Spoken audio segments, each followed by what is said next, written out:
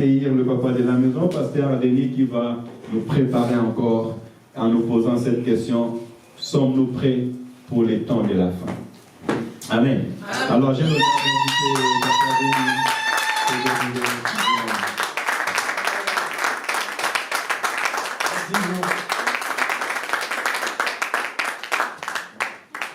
Après ce que vient de dire Jean, j'espère que vous m'aimez, parce qu'il y a que ceux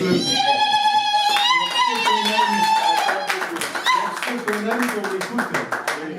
Wow, j'espère que vous m'aimez quand même un petit peu. Je t'aime beaucoup, merci. Juste avant de commencer, je vérifiais un petit peu Maranatha. Je sais pas, ça fait déjà donc 4 semaines que vous parlez de Maranatha. J'espère que vous connaissez bien le sens de Maranatha. Oui? C'est 2 mots araméens qui ont été réunis en un seul mot. Maran et Atta. Les 2 mots qui ont été réunis. Et il y a plusieurs sens qui peuvent se donner. Ça veut dire le Seigneur vient. Ou ça peut vouloir dire aussi le Seigneur est venu. Ça peut vouloir dire aussi va venir. Ou le Seigneur est proche. Quand on crie Maranatha, ça englobe presque tout. J'ai presque envie de dire, ça englobe la parole de Dieu en entier. Amen. C'est toute la parole de Dieu. Quand vous dites Maranatha, c'est tout ce qu'a fait Dieu pour nous. Waouh! Jusqu'au moment où il va revenir. Je trouve que c'est quelque chose d'extraordinaire. Et comme nous savons qu'il va revenir, il faut se tenir prêt. Amen. Amen. Et lorsqu'on voit tout ce qui se passe dans le monde en ce moment, on se dit, waouh, là le Seigneur revient. Face à tous ces signes de la fin des temps, dont Jésus nous parlait déjà il y a 2000 ans, dans Matthieu au chapitre 24. D'ailleurs, je vais vous faire travailler un peu, il y a quelqu'un qui va me lire. Dans Matthieu au chapitre 24, les versets 5 à 8. Et voilà, attention, il dégaine vite. Il dégaine vite l'épée. Il est là pour ça. Mais tout le monde devrait dégainer l'épée de la même façon. Amen. On peut se lever pour écouter ce verset. Après, j'en aurai plein d'autres, mais vous pouvez rester assis. Je sais qu'on respecte la parole de Dieu. Mais Matthieu 24, Matthieu chapitre 24, versets 5 à 8. Je lis au nom du Seigneur. Amen. Car plusieurs viendront sous mon nom, disant: c'est moi qui suis le Christ. Et ils séduiront beaucoup de gens. Vous entendrez parler de guerres et de bruits de guerre. Gardez-vous d'être troublés. Car il faut que ces choses arrivent, mais ce ne sera pas encore la fin. Une nation se lèvera contre une nation, et un royaume contre un royaume. Et il y aura en divers lieux des famines et des tremblements de terre. Tout cela ne sera que le commencement des douleurs. Parole du Seigneur. Amen. Vous pouvez vous rasseoir. Alors face au signe, justement, face au signe des temps, je trouve qu'il n'y a qu'une seule réponse. Être prêt. Être prêt. Et là, Jésus nous explique, dans les grandes largeurs, que la fin des temps sera marquée par une affluence de faux prophètes, de guerres, de famines, d'épidémies et de catastrophes naturelles. On a l'impression que nous sommes en plein dedans. Voilà. Ce passage nous avertit cependant de ne pas nous laisser égarer. Car les événements ne sont que les prémices des douleurs à venir. Vous savez, alors, mesdames, vous connaissez mieux que nous les douleurs de l'enfantement. Et ça ne sera pas la fin. Alors nous, on a une vague idée de ce que c'est que les douleurs de l'enfantement, quand on voit nos épouses accoucher, mais vous, mesdames, vous savez ce que c'est. Certaines personnes interprètent, vous savez, et ça fait un moment que ça dure, hein, beaucoup de personnes interprètent chaque tremblement de terre, chaque trouble politique et chaque attaque lancée contre Israël, parce que c'est un point de repère, comme un signe de la fin des temps qui arrive à grands pas. Et si ces événements signalent peut-être que la fin des temps approche, ça ne veut pas dire nécessairement que la fin des temps arrive. Je vais m'expliquer un petit peu plus. Vous savez, l'apôtre Paul nous a averti que les fausses doctrines vont se multiplier pendant les temps de la fin. Il dit dans 1 Timothée, Paul nous dit dans 1 Timothée, au chapitre 4 et au verset 1, « Mais l'Esprit dit expressément que dans les derniers temps, certains abandonneront la foi pour s'attacher à des esprits trompeurs et à des doctrines de démons. » Les temps de la fin sont décrits comme des temps difficiles, à cause de la méchanceté de l'homme qui va résister activement à la vérité. Et de plus en plus, on s'aperçoit que dans le monde, eh bien, il y a des courants de pensée qui sont là justement pour s'opposer à la vérité biblique. Hein, le mouvement wokiste, maintenant je vais dire tout ce qui est gauchiste s'oppose à la vérité. Ça c'est déjà un signe. Ensuite dans 2 Timothée au chapitre 3 et au verset 1 à 5, 2 Timothée chapitre 3 versets 1 à 5 nous dit « Sache que dans les derniers jours, il y aura des temps difficiles. Car les hommes seront égoïstes, amis de l'argent, vantards, orgueilleux, blasphémateurs, rebelles à leurs parents, ingrats, impies, insensibles, implacables, calomniateurs, violents, cruels, ennemis du bien, etc. etc. Wow. On va dire, ça y est, on est en plein dedans. N'est-ce pas? Oui, depuis un moment. Et dans 2 Thessaloniciens, j'ai plein de lectures bibliques, hein. Dans 2 Thessaloniciens au chapitre 2 et au verset 3, il nous est dit que personne ne vous trompe d'aucune manière. En effet, il faut que l'apostasie arrive d'abord et qu'apparaisse l'homme de péché, le fils de la perdition. Amen. Amen. D'autres signes possibles pour nous aiguiller sont, et ça je crois que c'est très important, sont la reconstruction du temple juif de Jérusalem. Je suis intimement persuadé, et l'Apocalypse nous en parle, tant que le temple n'est pas reconstruit, Jésus ne revient pas. Et l'hostilité qui s'accroît sur Israël nous montre qu'on s'avance vers un gouvernement mondial également. Et d'après moi, attention, quand on attaque les prophéties de l'Apocalypse, on peut ne faire que des suppositions. Il y a certaines suppositions que même, je pense que le Seigneur nous interdit de faire, notamment de dire le jour, la date, mais on peut supposer. Et quand on parle de gouvernement mondial, les précurseurs, et pour moi un des précurseurs du gouvernement mondial, il s'appelle Emmanuel Macron. C'est un fervent européiste, voire mondialiste.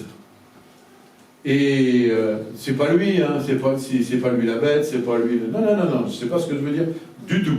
Mais c'est un précurseur. L'idée est venue. L'idée va faire son chemin. Et vous verrez qu'on s'y dirigera peut-être... Enfin, moi, je le verrai, je pense pas. Mais peut-être vous. Ou peut-être les générations futures, on ne sait pas. Comment? Oui, peut-être. On ne peut rien dire pour l'instant. Donc il y a ces signes. Mais le principal signe de la fin des temps reste Israël. Le peuple choisi, élu. N'oublions pas et n'oublions jamais, on l'a déjà dit, je crois ici, nous sommes greffés sur ce peuple. Nous n'avons pas l'Église n'a pas remplacé ce peuple. La théorie du grand remplacement n'existe pas.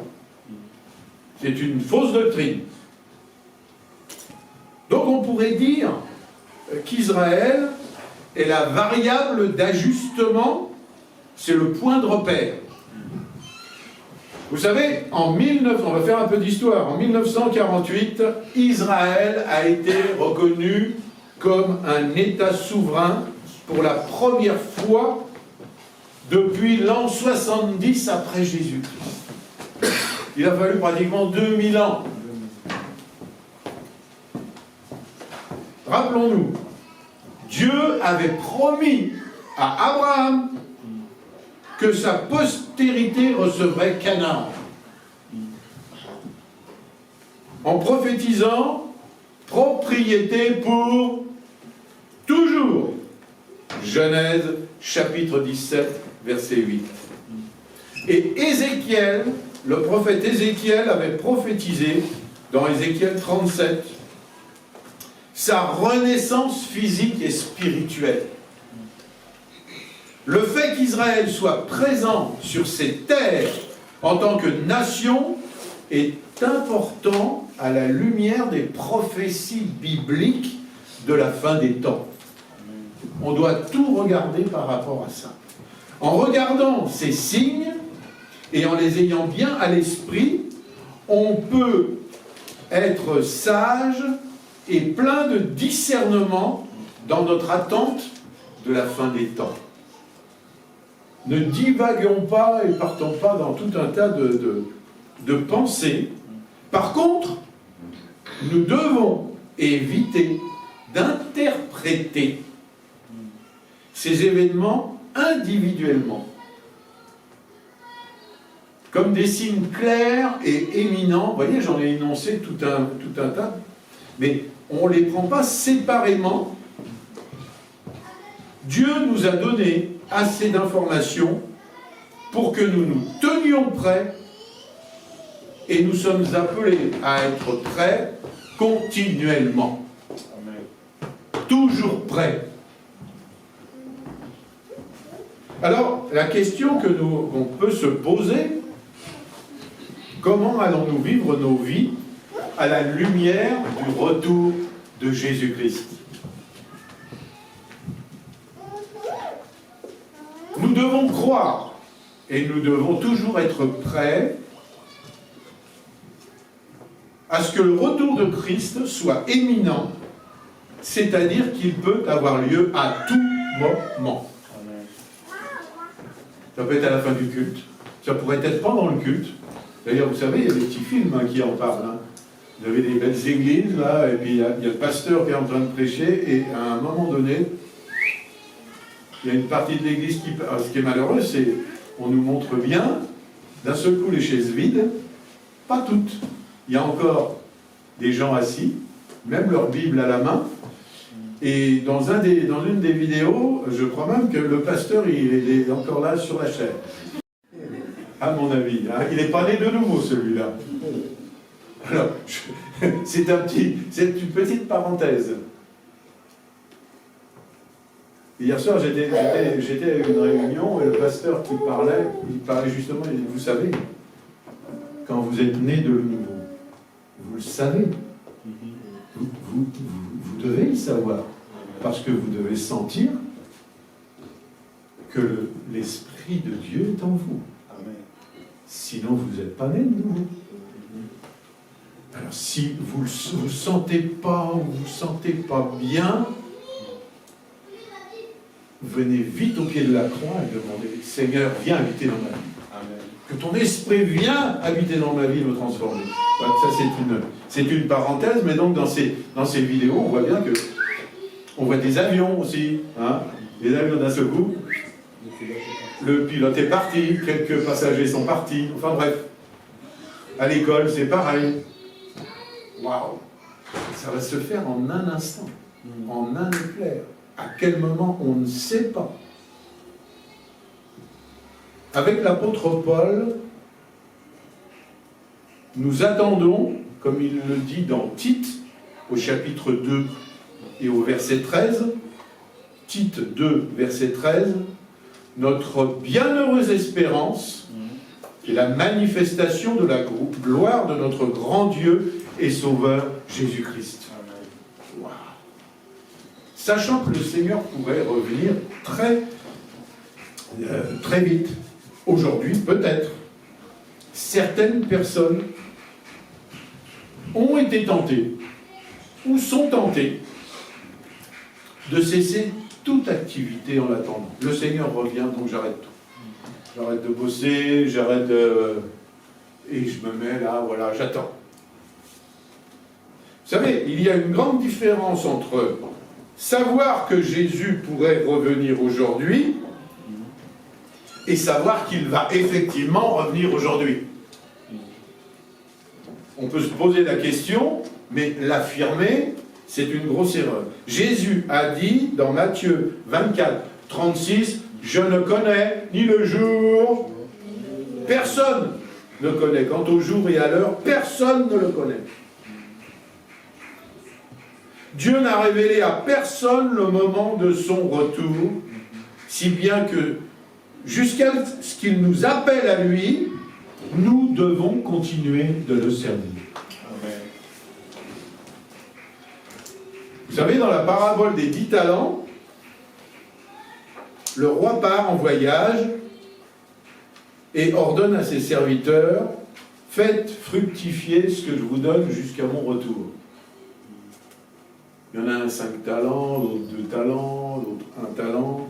Luc 19, hein. Vous trouvez ça dans Luc 19.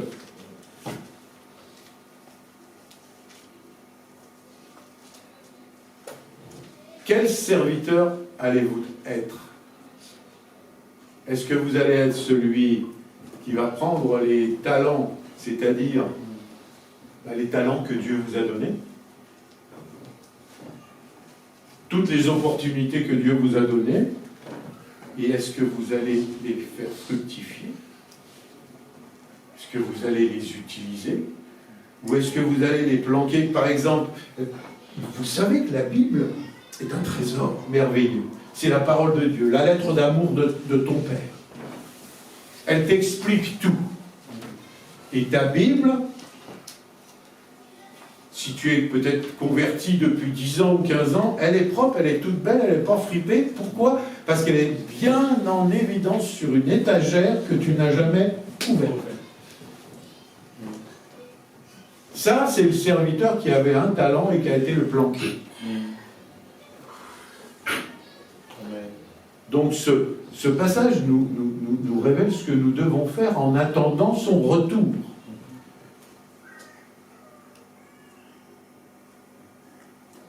Le retour de Christ est toujours présenté dans les Écritures comme une motivation importante pour agir. Pas comme un prétexte pour arrêter toute activité et attendre. Vous savez, là, c'est comme les bouddhistes ou les machins, ils sont là, et ils ont les bras croisés, ils ont les deux mains comme ça, puis ils attendent. Un chrétien, c'est pas ça. Un chrétien, c'est actif. 1 Corinthiens, chapitre 15, verset 58. 1 Corinthiens 15, 58.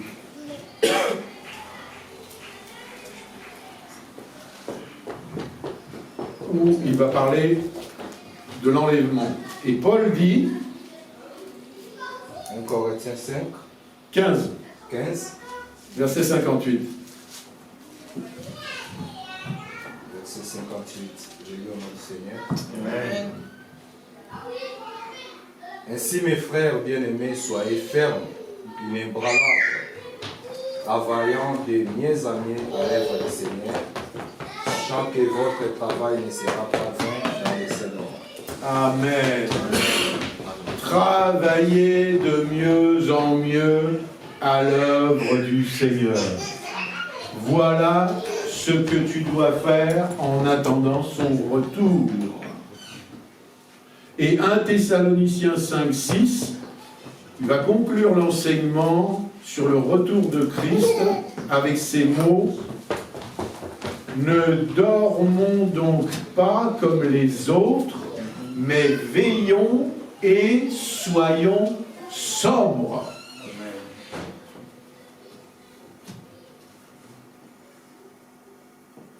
Jésus ne veut pas que nous ayons peur et que nous mettions à fuir.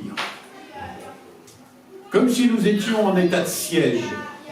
Bien au contraire, nous devons travailler tant que nous le pouvons. Jean 9, 4 nous dit: la nuit vient où personne ne peut travailler. Tant qu'il fait jour, travaillez. Travaillez.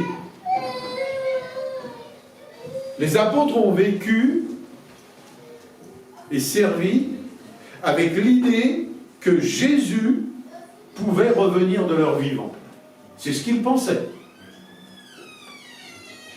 Et que serait-il, on peut se poser la question, que serait-il arrivé s'il avait cessé de travailler, s'ils avaient cessé de travailler et se seraient contentés d'attendre? Posez-vous cette question. Alors, premièrement, ils auraient désobéi au commandement de Jésus d'aller dans le monde proclamer la bonne nouvelle, mais l'évangile ne se serait jamais répandu. Christ mort à la croix, il ressuscite, il vient les voir, il reste avec eux pendant 40 jours. Ensuite, il monte au ciel, juste avant il leur dit: allez, faites toutes les nations des disciples. Ils n'avaient toujours pas encore tout compris, puisque le Saint-Esprit n'était pas encore descendu, mais ils auraient pu à ce moment-là se dire: Maranatha, le Seigneur va revenir, on ne fait plus rien. Non, à partir de ce moment-là, l'évangile se répand. L'évangile se répand. Et il va se répandre avec puissance à partir du moment où le Saint-Esprit est répandu sur eux. Alors le Saint-Esprit était déjà en eux, mais sa puissance s'est répandue sur eux. Donc les apôtres avaient compris que le retour éminent de Jésus impliquait qu'il devait s'activer. Et s'activer de plus en plus à l'œuvre du Seigneur. Il vivait pleinement chaque jour comme si c'était le dernier.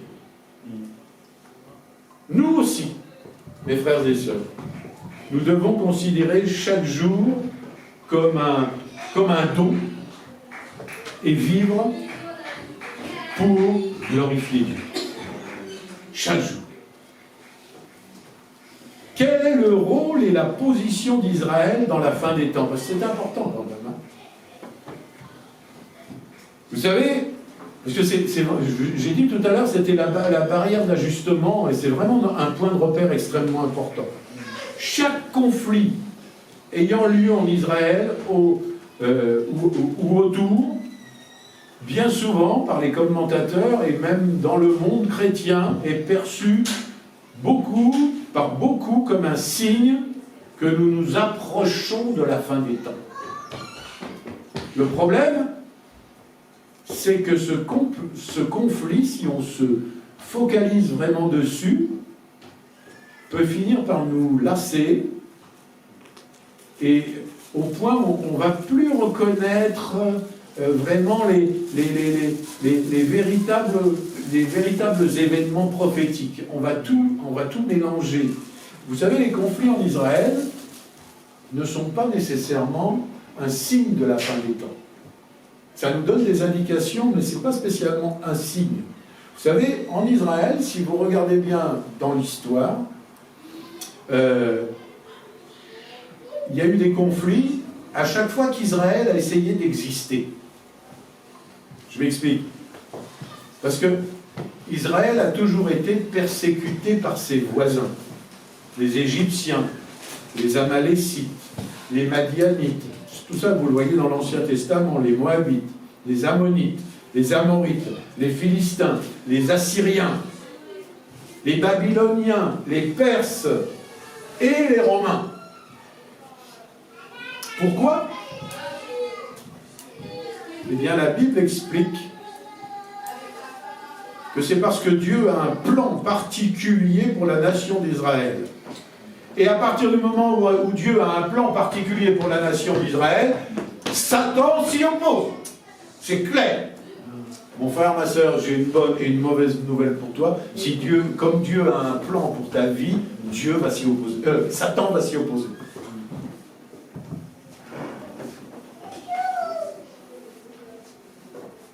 Comme à chacun d'entre nous. C'est pour ça qu'il faut revêtir l'armure du combattant, nous dit la parole de Dieu. Voilà. Bref. Donc, à cause de leur haine, tous ces ennemis d'Israël, à cause de leur haine, et à cause de la haine de Satan, contre Israël et surtout contre son Dieu, les voisins d'Israël ont toujours voulu détruire cette nation. Et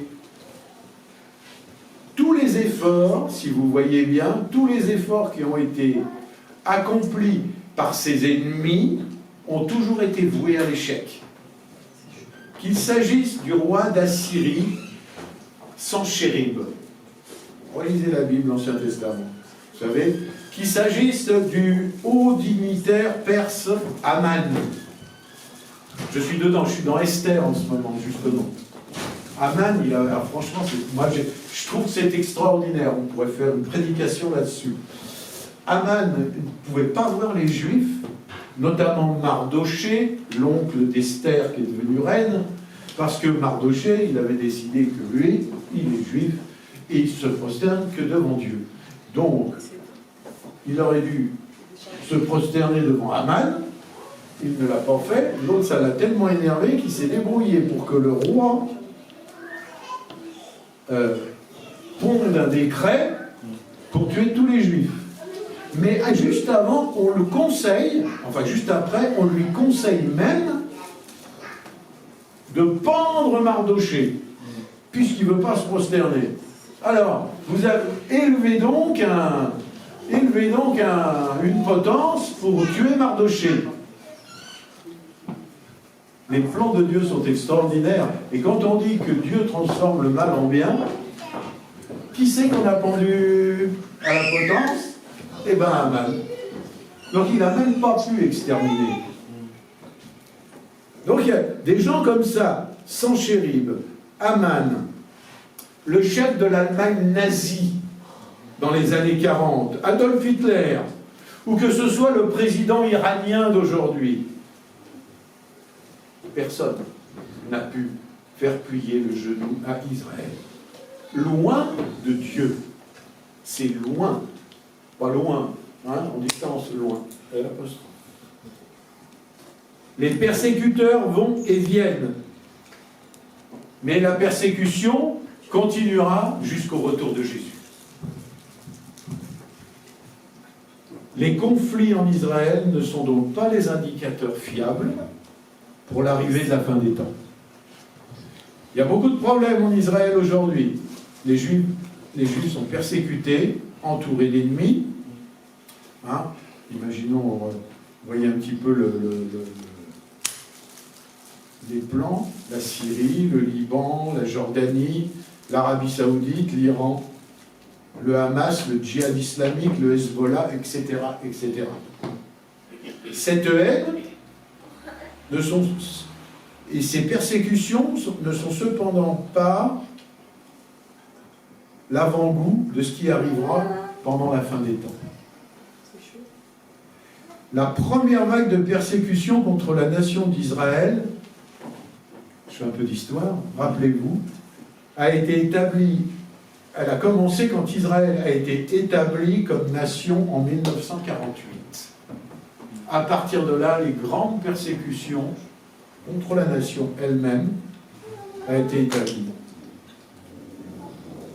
Il y a des spécialistes qui avaient dit, quand il y a eu la guerre des 6 jours, dans les années 60, entre Israël et les États arabes, c'était le début de la fin. Non, c'était plutôt le début de la fin pour les pays autour, mais pas pour Israël. Ensuite, il y a eu d'autres événements. Est-ce que les événements actuels qui sont en train de se passer, avec Israël, avec Gaza, avec le Hamas, pourrait-il indiquer que la fin des temps est proche? Oui, ça pourrait l'indiquer. Mais est-ce que c'est forcément le cas? Non.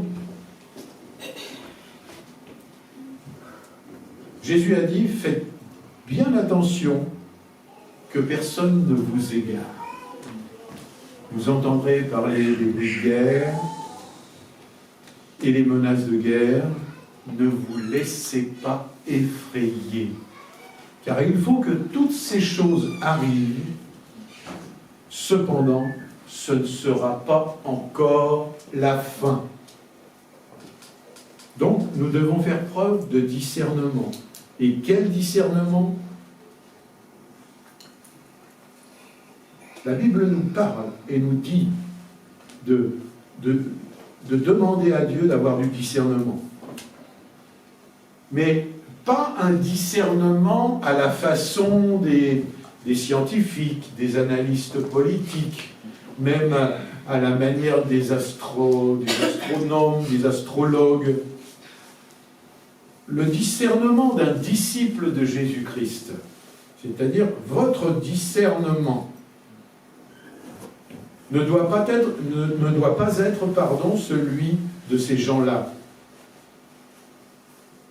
Mais le Seigneur exige de nous un travail de décryptage des symboles de la fin des temps et de lui demander sagesse et discernement pour interpréter tout cela. Et son Saint-Esprit est là pour nous guider, pour nous aider. Alors quand Jésus reviendra, je reviens là-dessus, c'est clair, Matthieu 24 nous le dit, quant au jour et à l'heure, personne ne le connaît. Pas même les anges du ciel, ni même le Fils. Wow, Jésus ne savait pas. Pourtant, Jésus, c'est Dieu, 3 en 1. On pourrait se poser la question. Donc, il dit, restez donc vigilants. Et il dit, c'est pourquoi tenez-vous aussi prêts. Car le Fils de l'homme viendra à l'heure où vous n'y pensez pas. Donc, à première vue, ce verset apporte une réponse claire et précise. Non, personne ne peut savoir quand Jésus reviendra. Mais ce verset ne dit pas que personne ne le saura jamais. Je voulais simplement en dire où se trouve Jésus maintenant. Ah, vous savez pas où il est, Jésus? C'est dans mon cœur. Ah oui, il n'est pas que là. Il est où? À la droite du Père. Vous pensez qu'il ne sait pas maintenant? Ah, bien sûr, si. Il ne savait pas quand il était sur Terre. Pourquoi? Parce que quand il était sur Terre, il était homme. Il était 100% homme, tout en restant 100% Dieu. Mais ses attributs divins, il les avait laissés au vestiaire, pourrait-on dire.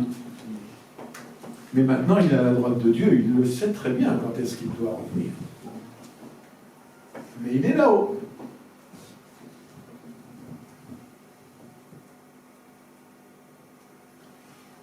Parce que même si Matthieu 24 nous indique que personne à ce moment-là ne pouvait connaître le moment de son retour, ça ne veut pas dire que Dieu ne pouvait pas le révéler par la suite.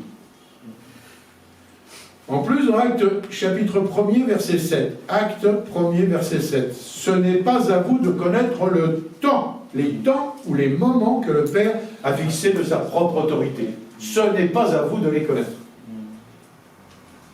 Et c'est Jésus qui a prononcé ces paroles lorsque ses disciples lui ont demandé si c'était à ce moment-là qu'il allait restaurer le royaume d'Israël. On n'a pas à connaître le temps. Quand vous parlez à quelqu'un, dites le temps. Et les Écritures ne nous encouragent pas à chercher ou à déterminer, à décrypter la chronologie. La Bible nous invite à rester vigilants, puisque nous ne savons pas l'heure. On doit se tenir prêt, parce qu'il viendra à l'heure où nous n'y penserons pas. Et si nous le savions, les paroles de Jésus perdraient de leur force si quelqu'un pouvait déterminer le jour et l'heure. Parce que qu'est-ce que ferait la majorité des gens? Et je vous fiche mon billet qu'une grande majorité de chrétiens le ferait. Ils en profiteraient pour se lâcher, parce que disons, ils se sont... Hein? On a des jours. Non, vous ne croyez pas? Mais moi, je suis persuadé qu'une grande majorité de chrétiens, bon, si d'un seul coup, je vous annonce, je sais quand le jour du Seigneur va revenir.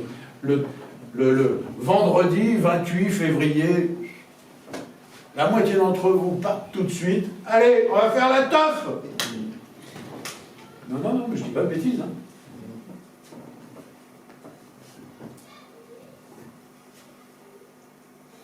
Et malgré tous ces principes que je suis en train de vous donner, de ne pas connaître, de rester prêt, eh bien, l'histoire de l'Église chrétienne en général, elle est remplie, l'histoire de l'Église, pas la Bible, hein, est remplie de prophéties qui datent le jour du retour. Tu sais, il y a eu l'année 1900, il y a eu l'an 2000, il y en a eu plein. Les dates ont été proposées, elles ont toutes été fausses. Alors comment être prêt? Eh bien, j'ai envie de vous dire, c'est plus simple que nous pouvons le penser, ou que vous pourriez penser. Tout ce que nous avons à faire, c'est de reconnaître Jésus-Christ comme notre Sauveur. Amen. Mais si cette question vous interpelle, c'est peut-être que vous avez... Parce qu'il y a des chrétiens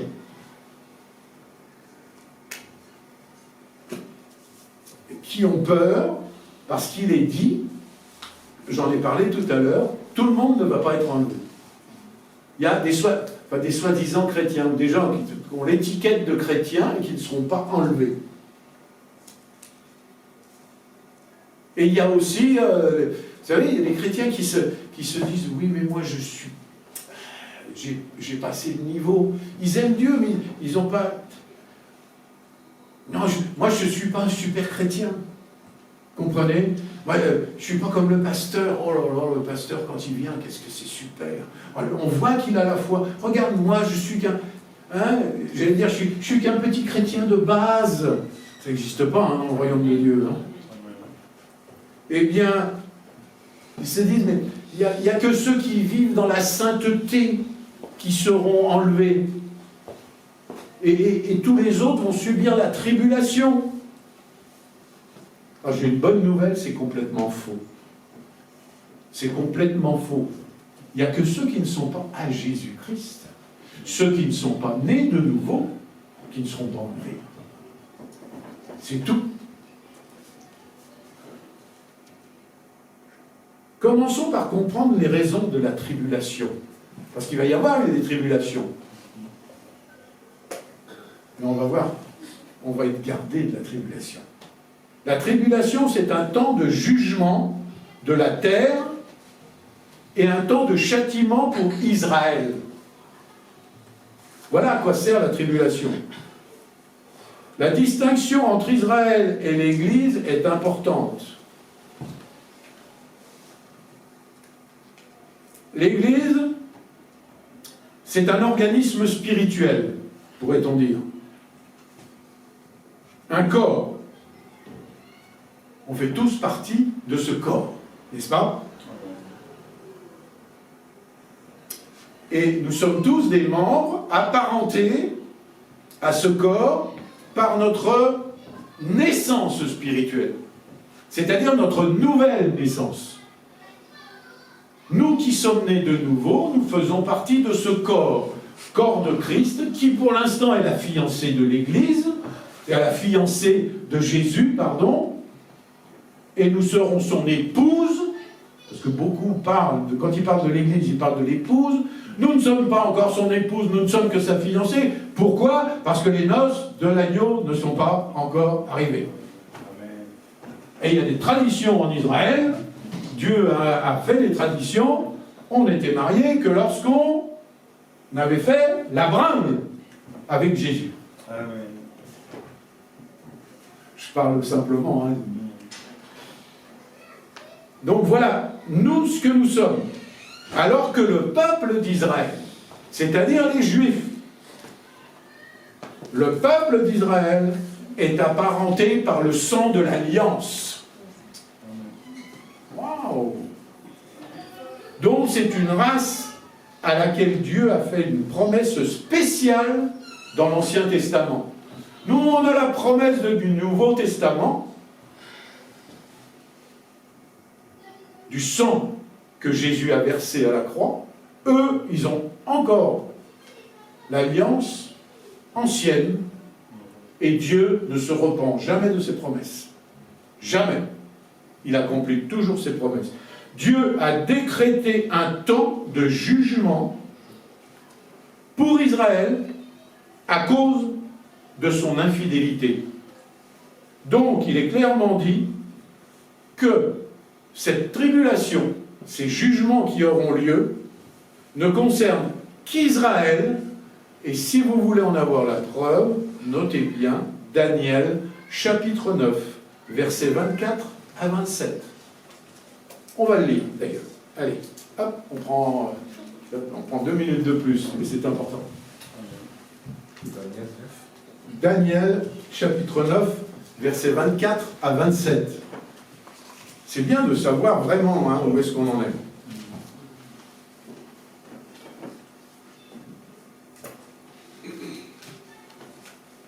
Daniel, chapitre 9, verset 24 à 27. À 27. Je lis au nom du Seigneur.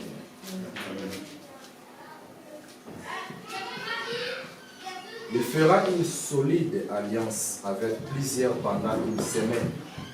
Et durant la moitié de la semaine, il fera cesser les sacrifices et l'offrande. Le dévastateur commettra les choses les plus abominables, jusqu'à ce que la ruine et ce qui a été résolu fondent sur les dévastateurs. Parole du Seigneur. Amen. Et vous pouvez voir, tu peux rester debout parce que je vais te faire relire 1 Thessaloniciens 4. 1 Thessaloniciens 4, verset 13. Et on va aller jusqu'à 5. 1 Thessaloniciens 4. Verset 13. Verset 13. Jusqu'à 5, 9. Ça, on voit ça. Donc c'est pour nous expliquer que les chrétiens ne participeront pas à la tribulation, comme le monde. Vas-y.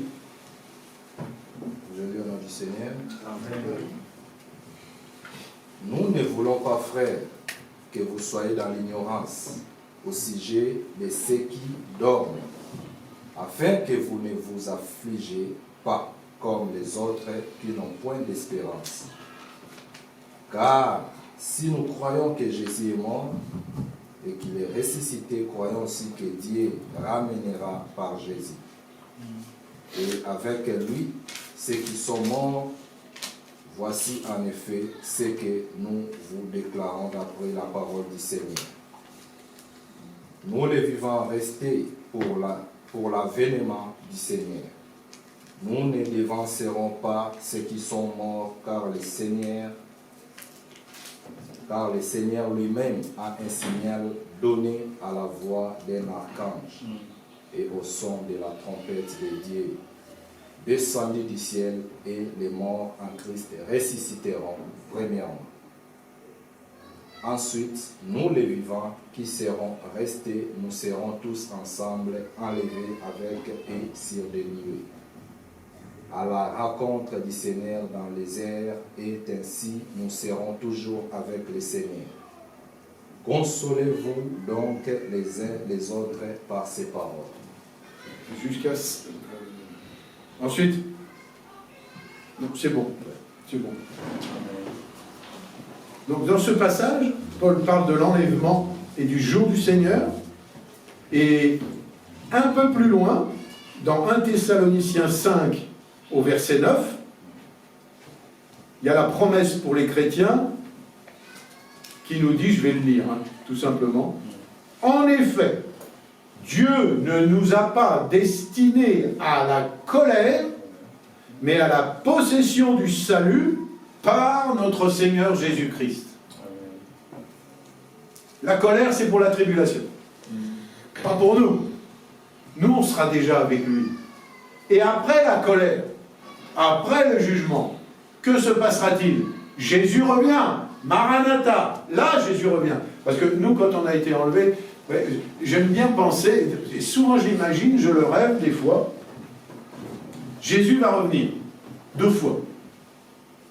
Une fois sans se poser sur terre, il est dans les airs, le son de la trompette, les morts ressuscitent, premièrement. Ouais, il y a tout, et nous les vivants, en dernier, on monte, nos corps sont transformés, on part avec lui, ensuite il va y avoir, je schématise, je vais très vite, il va y avoir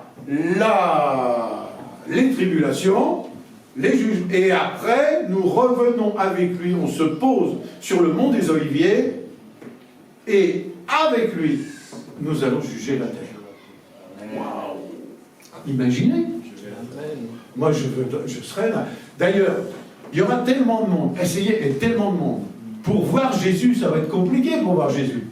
Eh bien, essayez, pour voir Jésus, quand vous me verrez, Jésus n'est pas loin.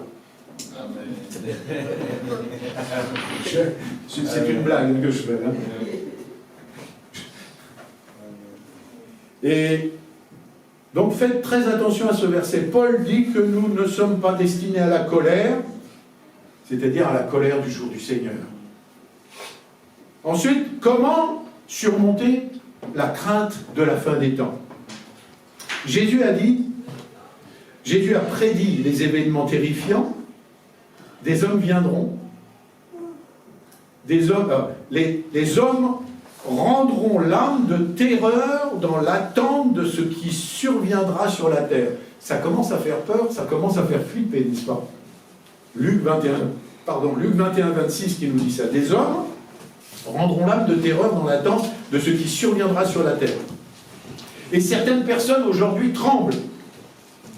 Rien d'y penser.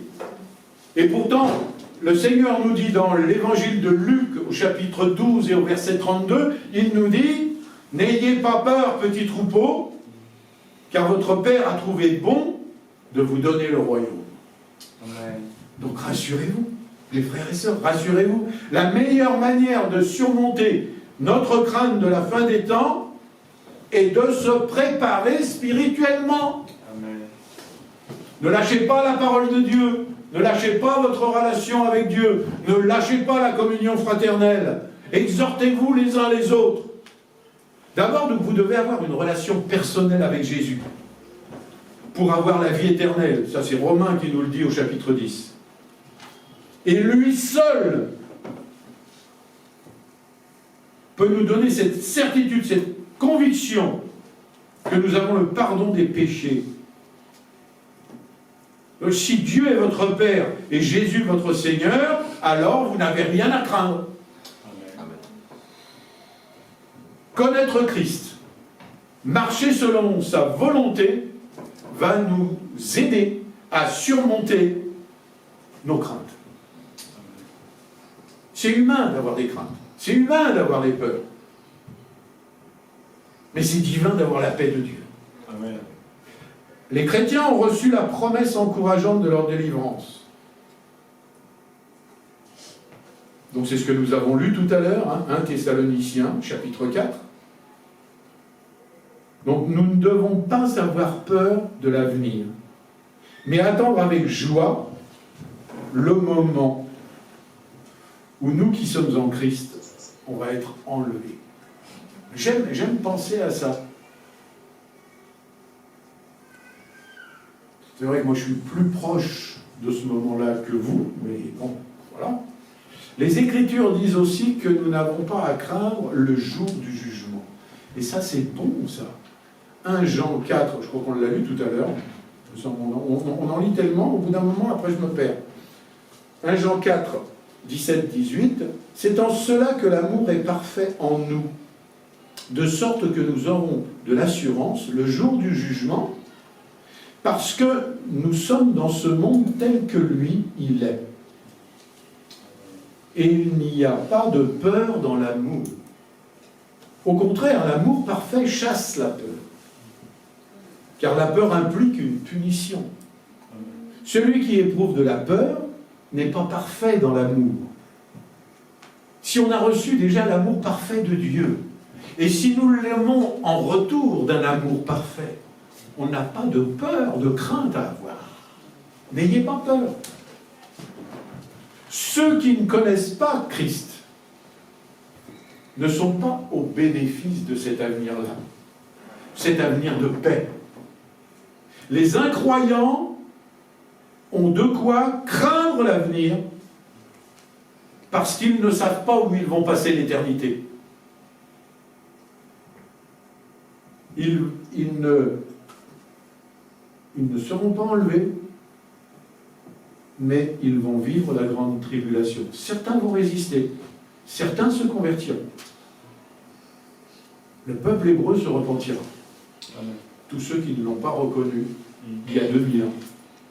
Les croyants, eux, c'est-à-dire vous et moi, on n'a rien à craindre, mais on est appelé à vivre une vie digne de notre appel. Amen. En attendant le retour de Jésus, nous devons nous confier dans ses promesses et savoir que notre vie est dans sa main. Amen.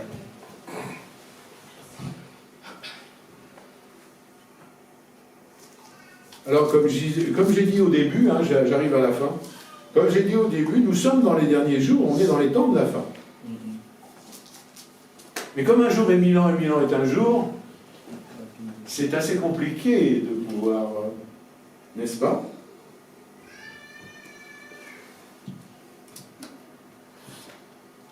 Vous savez, le plus souvent, quand on parle des derniers jours, ou les jours des temps de la fin, on fait référence à la période précédant la grande tribulation. Tandis qu'il va y avoir la période, donc, comme on l'a dit, où il va y avoir tous les événements. On est peut-être dans les derniers jours, avant l'enlèvement et la grande tribulation. C'est possible. Mais on ne sait pas. Alors, nous devons être prêts.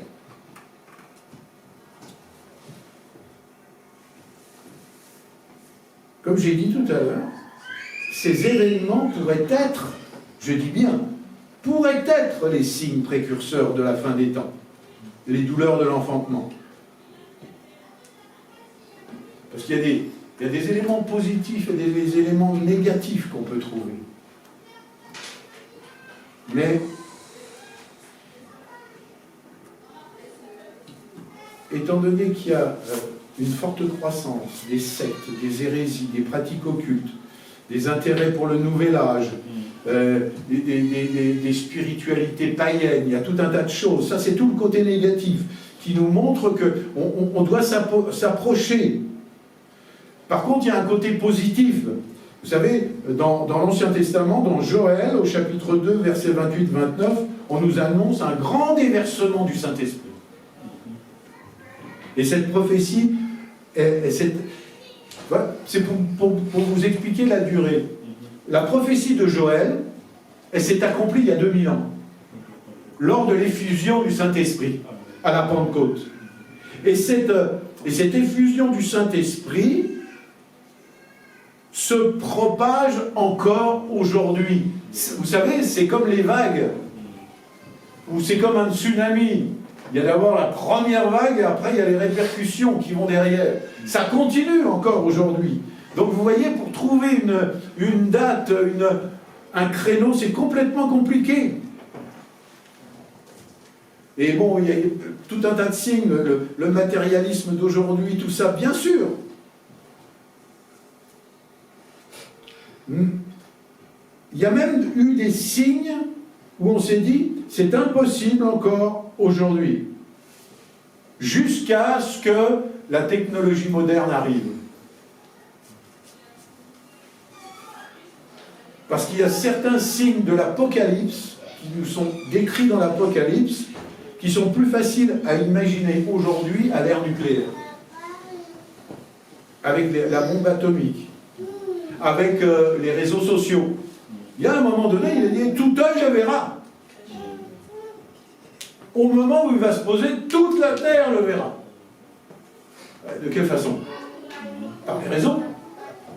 Téléphone.